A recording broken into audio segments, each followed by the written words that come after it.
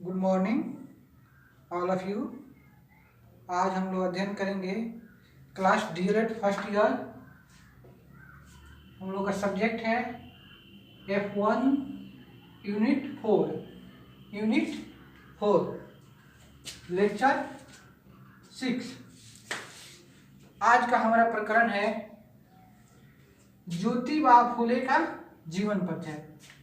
हम लोग का सिलेबस में है ज्योतिबा द्वारा रचित गुलामगिरी पुस्तक।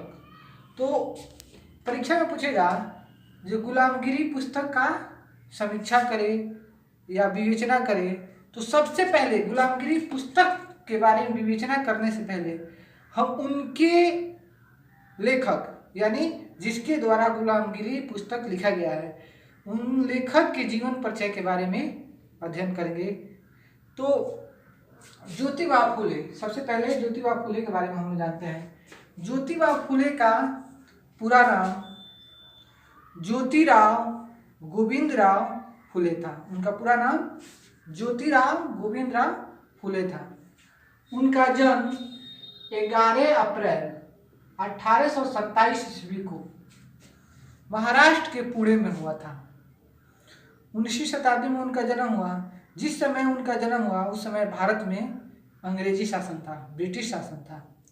तो ऐसे भी एक तो ब्रिटिश शासन भारत पर अत्याचार कर रहा था और दूसरा भारत में जाति पाति, ऊंच नीच का भेदभाव, अमीरी गरीबी का भेदभाव इत्यादि अनेकों प्रकार की कुरीतियां थी भारत में। विधवा विवाह, सती प्रथा, स्त्रियों की शिक्षा नहीं दिया जा रहा था, अनेक शूद्र कास्ट के साथ हम लोग भेदभाव करते थे। तो इस प्रकार की अनेक बुराइयां थी।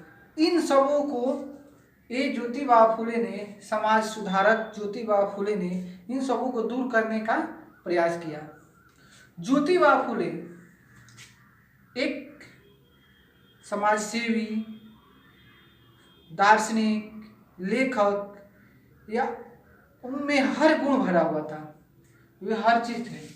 उनके पिता का नाम गोविंदराव फुले था। उनका पिता का नाम गोविंदराव फुले था और इनके माता का नाम विमलाबाई। इनके माता का नाम विमलाबाई। तो ज्योतिबा फुले का जन्म जिस समय हुआ वे बहुत गरीब परिवार के लोग थे। वे लोग अपने जीवन यापन के लिए बगीचा में माली का काम करते थे। माली का काम करते थे। जब इनका जन्म हुआ उसके मात्र 1 साल के अंदर में ही इनकी माँ का निधन हो गया। तो ये बहुत दुखद घटना थी। उनका लालन पालन एक सगुनी बाई, कौन? सगुनी बाई नामक बाई की दायित्व की थी। सगुनी बाई उनके माता के समान उन्होंने उसका पालन पोषण किया। यहाँ तक बताया जाता है कि जो उनकी प्रारंभिक शिक्षा जब विद्यालय में हुई थी उस समय उनकी शिक्षा में बहुत बड़ा योगदान सगुनी बाई का था। सगुनी बाई उनकी पढ़ाई लिखाई पर बहुत ध्यान रखती थी। ज्योतिबा फुले का विवाह सावित्री बाई से हुई थी। सावित्री बाई फुले से हुई थी। तो भगवान के लीला जिस प्रकार समाज सेवी ज्योतिबा फुले थे, सेम टू सेम उनसे थोड़ा सा भी कम नहीं थी उनकी पत्नी। वो भी उनके साथ कदम से साथ कदम मिलाकर चलती थी समाज सुधार में। तो ज्योतिबा फुले 1848 ईस्वी में उन्होंने दलित लड़कियों के लिए एक विद्यालय खोला। ज्योतिबा फुले 1848 ईस्वी में दलित लड़कियों के लिए, ये जो विद्यालय था लड़कियों के लिए प्रथम विद्यालय था। और उस समय लड़कियों के लिए विद्यालय खोलना एक बहुत कठिन काम था, बहुत संघर्ष था। समझिए एक क्रांतिकारी कार्य था। तो जिस समय इन्होंने 1848 ईस्वी में दलित लड़कियों के लिए विद्यालय खोला था उस समय समाज के ठेकेदारों ने उन्हें काफ़ी विरोध किया। समाज में उनके साथ इतना विरोध हुआ कि 1849 में उन्हें घर से निकलना पड़ा। समाज के लोगों के डर से उनके पिताजी ने 1849 ईस्वी में उनको घर से निकाल दिया। तो जिस समय ज्योतिबा फुले को घर से निकाला गया तो वह क्रांतिकारी दिमाग के थे, समाज सेवी थे। उन्होंने चुपचाप नहीं बैठा, वह समाज के मुंह तोड़ जवाब देने के लिए 1851 ईस्वी में 2 विद्यालय की और स्थापना कर दी। 1851 ईस्वी में उन्होंने स्त्रियों के लिए 2 विद्यालय की स्थापना की। 2 विद्यालय खोलकर समाज के ठेकेदारों को मुंहतोड़ जवाब दिया उन्होंने। जब 1868 ईस्वी में उनके पिताजी का निधन हो गया, 1868 ईस्वी में उनके पिताजी का निधन हो गया, उसके बाद उन्होंने उनके दरवाजे पर एक इनार था, कुआं। उस कुआं पे दलित कास्ट के लोग पानी नहीं भरते थे, उनके लिए रोक लगा दिया गया था। तो ज्योतिबा फुले ने दलितों के लिए अपने दरवाजे पर जो कुआं था वहाँ पर पानी भरने के लिए स्वतंत्र कर दिया, छूट दे दी, कि कोई भी व्यक्ति आए पानी भरकर चले जा सकते हैं। इसके बाद 1873 ईस्वी में उन्होंने सत्य शोधक समाज की स्थापना की। सत्य शोधक समाज की स्थापना की।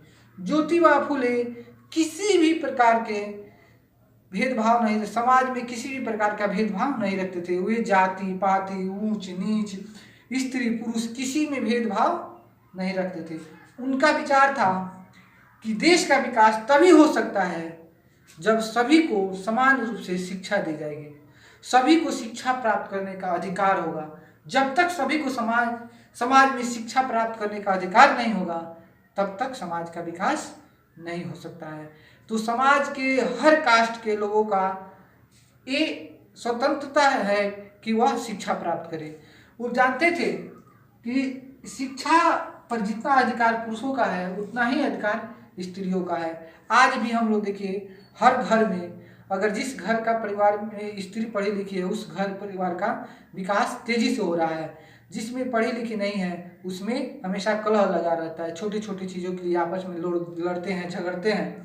तो शिक्षा जितना जरूरी पुरुष के लिए है उतना ही जरूरी स्त्री के लिए है, और शूद्र कास्ट के लोगों के लिए भी उतना ही जरूरी है।